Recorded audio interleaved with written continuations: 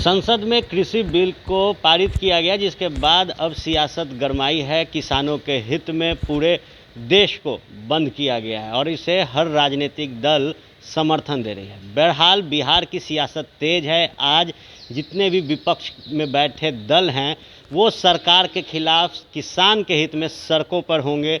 हमारे साथ मौजूद हैं भारतीय सब लोग पार्टी के राष्ट्रीय अध्यक्ष और जहानाबाद से पूर्व सांसद डॉक्टर अरुण कुमार। क्या तैयारियां हैं सर? और लगातार विपक्ष हमलावर है हर एक बिल पर, उसके बाद भी सरकार बैकफुट पर नहीं जा रही। आज किसान के हित में जब आप लोग सड़कों पर होंगे तो क्या सरकार बैकफुट पर रहेगी? सरकार क्या करेगी नहीं करेगी ये चौकीदार का काम है। अब वो जनता के चौकीदार रहेंगे या अंबानी के चौकीदार रहेंगे, ये निर्णय उनको लेना है। हमारा धर्म है उनको बतलाना। जब देश गुलाम था, किसानों का शोषण जमींदार कर रहे थे और आज़ादी मिलने के बाद सरकार ने एक कवच बनाया किसानों की रक्षा के लिए। हरित क्रांति हुई और हरित क्रांति के बाद किसानों का उपज बढ़ा, लेकिन किसान ने देश को आत्मनिर्भर बनाया और खुद कंगाल हो गया। चूँकि पहले बीज का उसको कीमत नहीं देना पड़ता था, अपना बीज होता था, अपना पानी होता था, अपना खाद होता था। ये किसान ने सारे बाहरी चीज़ों को, बाज़ार के चीज़ों को स्वीकार कर लिया, लेकिन किसान को उसके बदले मुनाफा नहीं मिला। मोदी जी सत्ता में आए तो हम लोगों को भी लगा कि दो गुना बेईमानी है। 75 में मुझे याद है, 1975 में मेरे घर पर गेहूं बिक रहा था 70 रुपये क्विंटल। 20 साल हो गया 1400 रुपये क्विंटल हुआ है। 20 साल हो गया, 45 साल हो गया। 45 साल में 20 गुना बढ़ा है।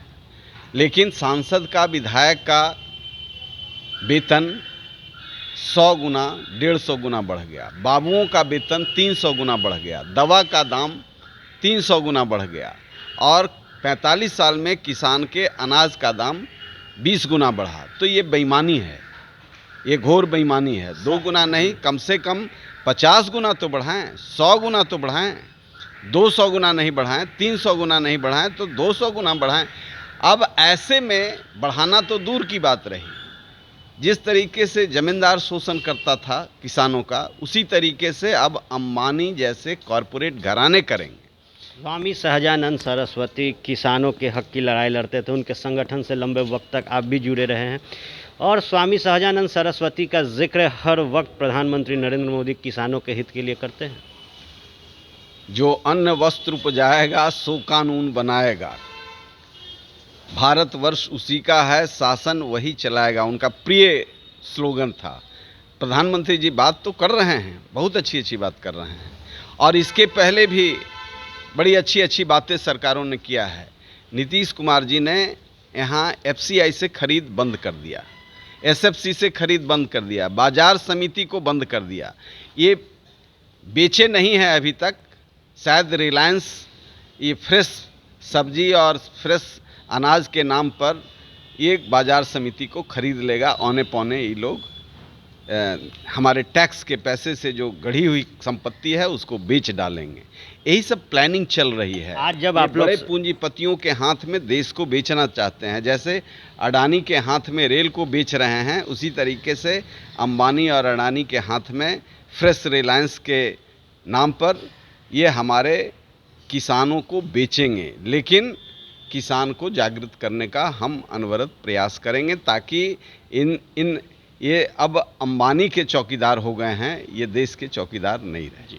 तो साफ तौर पर आज जो सड़कों पर मार्च निकलेगा विपक्ष द्वारा, उसमें किसानों के हित की बात की जाएगी, किसानों के लिए लड़ी जाएगी। पंजाब में बीते 2 दिन से लगातार रेल चक्का जाम चल रहा है। किसान रेल ट्रैक पर खड़े हैं और सरकार से अधिकार मांग रहे हैं और इस बिल को वापस करने की बात कर रहे हैं।